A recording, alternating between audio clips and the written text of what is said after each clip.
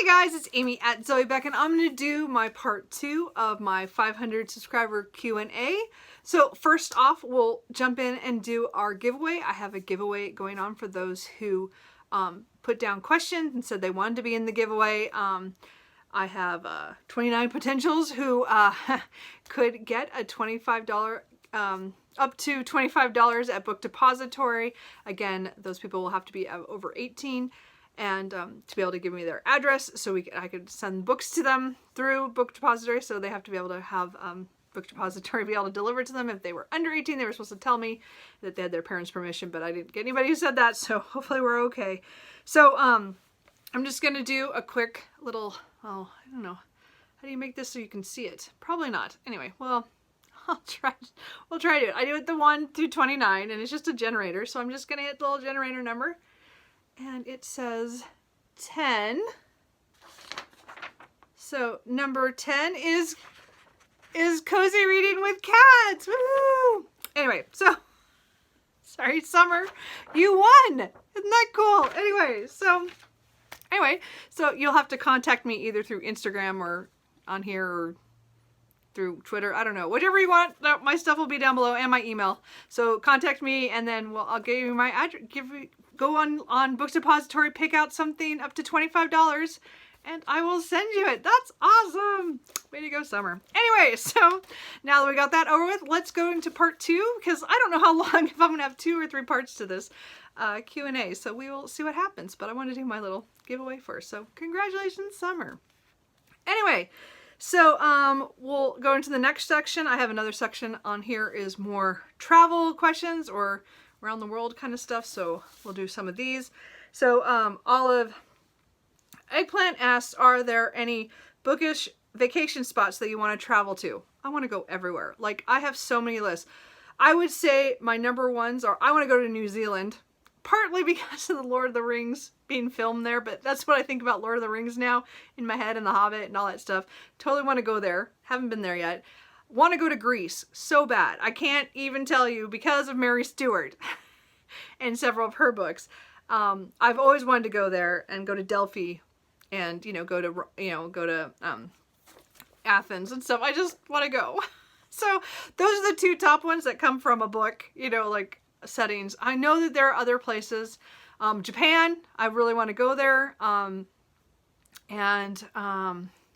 Oh, I know there's somewhere else. There, I just went out of my head another,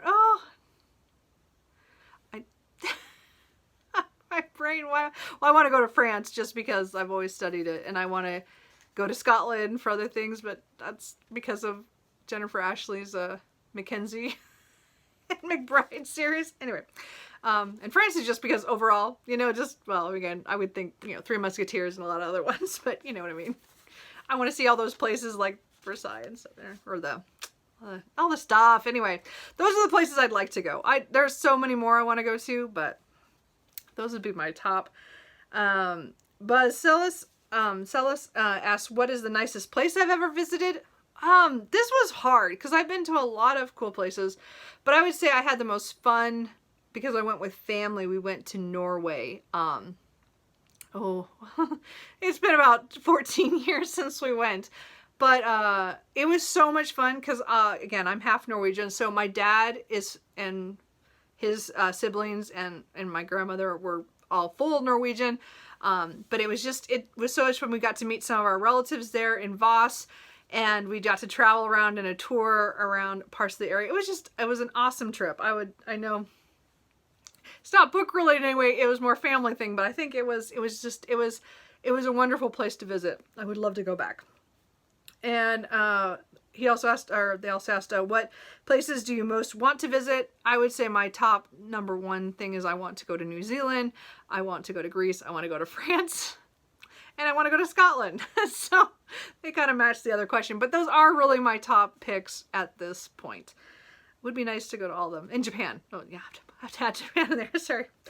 So then I also put this question in from Joe Smith of what started your love of Japanese literature, because it was kind of a world travel one.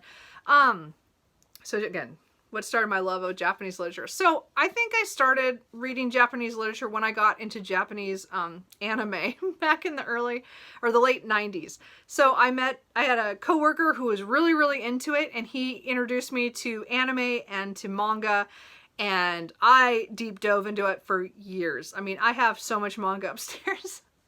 I even have stuff that's all in Japanese that I have like paper printouts of the translations because that's how old it was. And I used to have all VHS tapes from certain manga or anime series and stuff that that were done by somebody in not too far from us. And they sold the tapes where they would translate the anime before we even had a chance to get them released over here. So it was just anyway, so I really took a deep dive into anime and manga, and that kind of made me want to, as I said, I was only a few years out of college where I just did an English degree, but I didn't focus anything on any international language stuff. So it was really interesting to start getting books that were what they considered classics. So I read a few classics that I still have on my shelf. Of course, their names are right out of my head. I know one was The Temple of the Golden Pavilion and The Key, and there was another one. And I read those in the late 90s.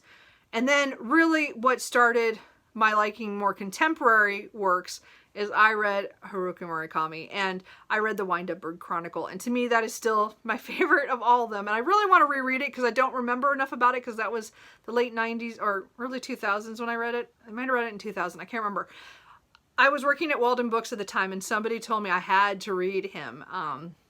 And so I picked him up, and I liked most of his works, not all of them. I have issues with a lot of them, especially one I just read recently. But really, he was like the one who actually did get me started to reading more Japanese literature. And again, over the years since then, I read a lot of his stuff, and then I would start picking up books that came out in translation from Japan. And again, I haven't read as many classics anymore as much as I would like. There's still some I want to read, but I picked up much more contemporary. And for some reason, I get along with contemporary works of Japan so much better in Japanese than I do American and UK and stuff. There's something about foreign contemporaries that I can handle a lot better. And I don't know if it's just because their perspective is different. And I really enjoy seeing things differently. And I don't know, I get along really well. And so I guess that kind of was where it started. It started with anime and manga, which I wouldn't say was very literary. Then it went to Haruki Murakami, and then now it's expanded to a lot of different authors that I'm excited to try or to continue reading their works. And Joe also asked us, who is an author you'd most like to sit down and have a conversation with, dead or alive? Oh my gosh, I have no idea. Like, for years, I would say this one author is the one I would say. I think probably still the same. I think that there's a couple that I would really like to sit down and talk to, but I still think Stephen King would be the most fascinating to sit down and talk to and just have a conversation with. I think he'd be really cool to have a bullshit session with and just have fun. There's so many authors I would love to get to know and be friends with, but I think Stephen King would just be fun to have a conversation with. I think that would be kind of cool. Okay, so then we're going to do another section of family and reading. So Elizabeth Betsy Johnson, as I know you read both fiction and nonfiction, do you have a preference? I just kind of left this question in here because anyway. But I probably am a preference. I probably read fiction. I mean, I read fiction more often than I read nonfiction. I love nonfiction. I'm still trying to get my numbers higher to read the more nonfiction that I own and that I want to get to. But I would say I prefer fiction only because maybe it's less brain power, but it's just more fun. I enjoy the ride more, but I learn so much from nonfiction. I like seeing, again, it's the different perspective, seeing something else, learning something, just anything about any subject. I love that kind of stuff. So I would say I probably lean more towards my fiction, but I am very conscious that I want to keep picking up nonfiction just because there's so many things I still want to read and to learn. So there's that. She also wrote, I'm jealous that you live next to your brother. Is your brother a reader? And also, do you ever swap books with him? So my brother is not a huge reader. He only reads at lunchtime at work. So that's his specific time for reading. So he reads very slowly, but at least he reads. He was not a reader as a kid. I think he was like me, and we read those little small child books that my parents had gotten for us, and like, you know, really easy readers. But he didn't really pick into novels or get much. I mean, he had to read stuff for school, but he really didn't like most of it. And my parents actually paid him to read the 4th book of the Harry Potter series because it was so huge. I was so mad about that. I mean, I was awake. I mean, I was out of the house and it didn't matter, but it was still like makes me mad to this day to think about. They paid him to read. And I'm like, well, what about me? Like, well, we don't have to worry about you. Anyway, thanks, parents. Anyway, but they didn't do it that often, but that's the one I remember. Anyway, it was kind of funny. But now he does read on his own. He has a lot of books. We actually have gone to Pal's bookstore together and bought things. I read a book and I pass it on to him. I passed on to him several books that I've read that I thought were his, or that he would like. He's passed some to me. I still have one of his Witcher books, so I need to get back to that series. I'm a little behind on that one. We do swap sometimes, but it's very rarely. Like, I would say 1 or 2 books pass between us in a year because he reads so much slower. And then again, I'm a mood reader, so I don't always get to the books that fast.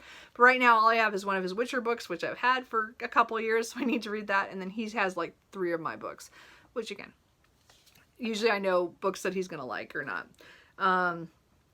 So there's that. So, Cardinio 2012 asked, do you have a favorite book to movie? Do you have favorite book to movie adaptations or least favorite ones? So my favorite book to movie adaptations is Pride and Prejudice is one of my favorite books of all time. I love the adaptations, especially the 1995 one. I'm calling for it all the way. Sorry guys, that's my age range. But I do like the Keira Knightley version as well. It's just they cut too much out and they changed too many things for me to like it enough. I like the Pride and Prejudice from the 1995. It's closer. It's just, I did like that one. It's not, again, it's one of my favorites. I watch it at least once a year. I loved The Lord of the Rings, that adaptation. I didn't like The Hobbit so much, but The Lord of the Rings, was done so well with with the material that they had. And I think that I think did a fantastic job, and a gorgeous filmage. I just love that. Another book, oh, I should have grabbed it off my shelf, but I don't know where I put it, is Laura. Oh, who is that by? Vera Caspary or something. But it's the noir movie with Jean Tierney in it. Oh, that is one of the best. I mean, they're slightly different, the book and the movie, but I think that movie is fantastic. I mean, it's like probably the only noir movie I really love. I love watching that movie. But the book is really good too. I think that was a really great adaptation of that book. I thought it was excellent. And then least favorite, I don't know. You know, I don't watch that many movies right now. The only one I could think of, which is not really a book to movie one, but what was so disappointing was that Dungeons and Dragons one, that movie. Because I played Dungeons and Dragons when I was a kid, and you know, that was a horrible movie. Anyway, and it was horrible. They did do. I read the book adaptation too. I don't remember why. I don't remember if someone dared me to. I don't remember, but that was bad too. Anyway, so that was. I can't think of anything else that I didn't like. I know there are ones out there, but I can't recall anything right now. I don't think I liked the Wizard's First Rule when they made The Seeker. I don't know if I never finished that series. I know they didn't get very far, season or 2, but it wasn't the same as the book, by Terry Goodkind. That's the only other one I can think of that I didn't like. And that wasn't really a movie, that was series, but I don't know. It's the only one I can think of. Another question is, are there any books you'd like to write scripts for their movie adaptations? Oh my gosh. Do you know how many... I would love to do the Nightside series. That would be fantastic, by Simon R. Green. That would be an awesome show. I don't know why that has not been optioned. Fantastic. There's so many fantasies. Again, I would love to see Memory, Sorrow, and Thorn get the same kind of treatment as Lord of the Rings. Oh, that would be just awesome, by Tad Williams. Kings of the Wild by Nicholas Eames would be a fantastic movie. I would love to see that. That would be awesome. And sure, it's so fun. Oh, anyway. So those would be my options on that one. But, you know, I don't write scripts very well. I really suck at that. But that's the ones I would like to see. Is there a genre you're not interested in exploring? So, you know, I read really eclectically. I know I talk a lot in this thing about a lot of about fantasy and classics, and I've talked about some Japanese literature and stuff. But really, I read a lot of nonfiction. I read mysteries, and I do read horror, and I read, you know, science fiction. Maybe not as many as all those, but like the only genre that I'm not interested in exploring, and I keep trying, but I know I need to stop, I need to stop with mostly US and UK contemporary fiction. I know a lot of people rave about certain things and books, and I think, okay, well, maybe I'll like that one, but everyone I try recently, I just don't like. I just don't want to deal with it. And I don't know why that is, but I'm really not interested in diving into contemporary fiction at all right now. Romance, or literary, or whatever you want to call it. I really have trouble with contemporary right now. I guess I need that separation right now. It just isn't working. So I would say that that's the genre I'm not really exploring. I mean, I have picked up books. I've tried them. Yeah. I've not read any recently. But if you give me one from another country, I will read it. At least I will try. I mean, I haven't enjoyed everything, but I've tried like several other countries, and it's worked out really well. So I don't know. There's something different about that. Then they also asked what is my day job? So I am a maintenance planner scheduler at Quarry. So I take care of work orders and repair requests and the PMs, or preventative maintenance, for all the stuff that moves on wheels or tracks. And so anything that moves is pretty much under what I have to do. And I, plan out when, like, through the computer system we have that, for PMs and stuff, and get them into the shop and coordinate getting them to us.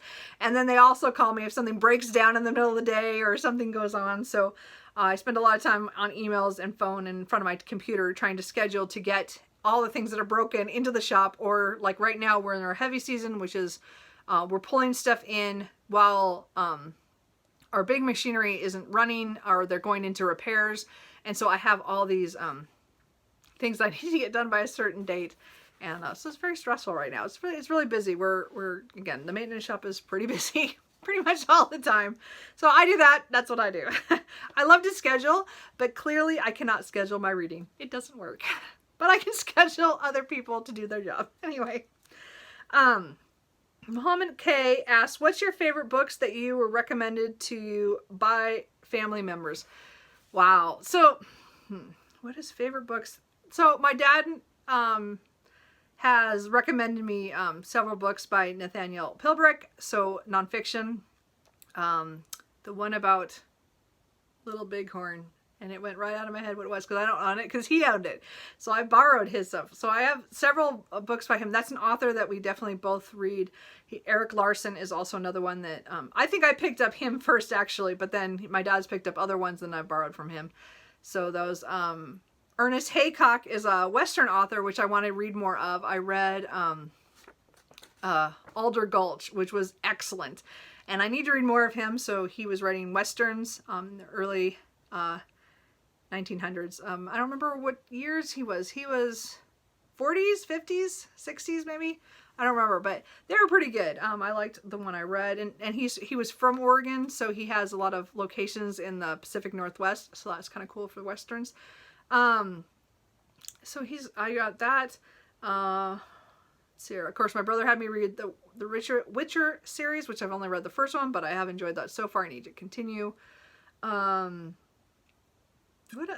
He's given me a lot of horror books, which I can't remember the names of. He's given me a lot of stuff on that. That's been a while since I read those, though, but he used to pass some of those zombie ones. He was really big into zombies for a few years, my brother.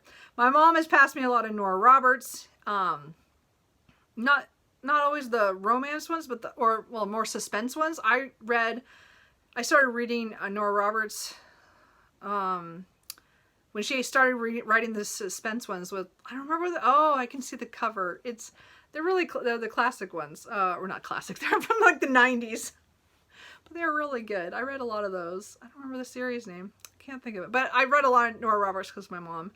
And, and again, Mary Stuart's, again, my mom and my grandmothers read her, and Victoria Holt, Phyllis A. Whitney, and I think those are the ones I read all from them. Like, they all recommended those to me.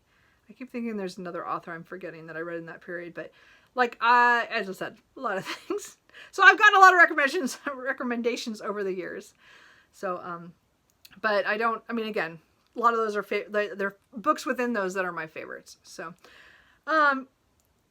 also asked, what's your go-to Starbucks drink? So when I used to go to Starbucks, I don't go there very much anymore.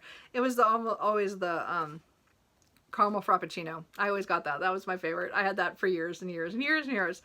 And only in the last, I would say 4 or 5 years, I've kind of dropped off the Starbucks. I do go there.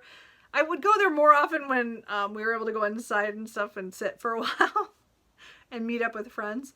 But we're not able to do that right now. But when we do, that's what I get. I usually go to Dutch Brothers, which is a West Coast coffee drive-through kind of thing. So, which I've loved forever, and I always get the caramelizer freeze. So there you go. Clearly, caramel is what I like. Anyway, do you have a favorite book dedication? So I know that there are some really good ones out there. I could not find the one I was thinking of that was really, really, that I really liked, but I can't find it, the one I was thinking of. So the one I did find was from when I read this year, is I liked,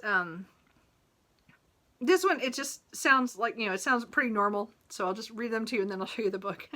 To Jess and Jen, thank you for holding my hand when I most needed it. To Cindy, thank you for hanging in there for a very, very, very, very long time.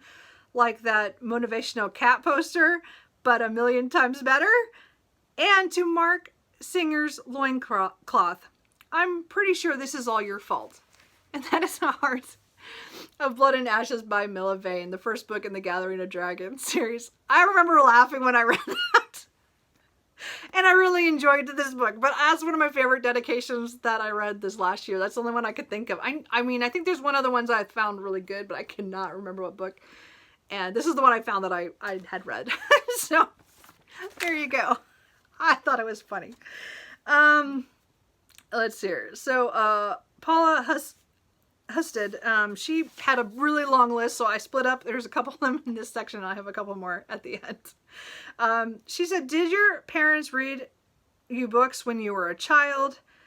And yes, my parents read to us all the time. They also had us have quiet time when they wanted to read, so that and then that we would read on our own. So it was definitely, we were definitely got read to as a child, and then we were encouraged to read as well. Do you have more in common with your mom's reading habits or your dad's? So I'm kind of split. So my mom reads all the time. My mom reads more than any of us. I would say she reads twice as many books to 3 times probably as many books as I do in a year. She has always been a dedicated reader. She was like that, well, all the time I was growing up. She read all the time. So that part of me, I'm the same. And I pretty much, when I stick to how I read, she reads one book at a time. She'll read one all the way through, and then she'll reread books. So in a lot of ways, I'm like my mom that way. My dad is very eclectic. He reads all different kind of genres, while my mom keeps to like 2 or 3 different ones. My dad and I both are very eclectic. Now my dad's more eclectic in his nonfiction, but he does pick up westerns and thrillers and some other like spy thrillers and things like that. And I don't pick up quite as many of those, but again, I went all fantasy, so I'm totally on the other end. So I would say, though, I'm like my dad because I read many genres and I read a lot of nonfiction. So I'm kind of both. I kind of picked and choose what I liked. Anyway, and then she asks, were your grandparents readers? Yes, all of them were big readers, which is, I think that's just a family thing, I think, overall. My for sure, both my grandmothers were huge readers, up until, again, when they got to about their 90s, they didn't read anymore. But, you know, like, they read for many, many years, and they read a lot of different kinds of books. I would say my grandmother was more like me and read kind of everything. And one of my other grandmothers was more like my mom and read more romance, thrillers, mysteries, and kind of that kind of thing, you know. So anyway, they both read a lot. One of my grandfathers, I think he read a little bit, but not a huge amount. He was more history buff, so he read those. And then my other grandfather was an avid reader, and he was one of those people who, like, my dad said my dad bought a book, and when he got home that day, his dad picked it up and said, "Oh, can I read this?" And my dad was like, "Oh yeah, go ahead." He stayed up all night to finish that book, like, before my dad had even read it. So it was a family thing. I think we're pretty much readers. I mean, I'm not going to say the next generation. Of the next generation, I'm probably the most I read the most of my, you know, my brother and then all my cousins. But I still think my grandparents and my parents read. Okay, so then I'm going to go, let's see here. How are we doing on time? I think I'm going to split this off here now. So, that's part 2. So I guess I'm going to do part 3. But, Summer, you won! So contact me either, as I said, on any of my things down below. I'll have my email and I have my Twitter and Instagram, wherever you want to contact me. And figure out what on Book Depository you want to get for up to $25. So let me know. And anyway, thanks again, everybody. I will come back and do part 3. Thanks.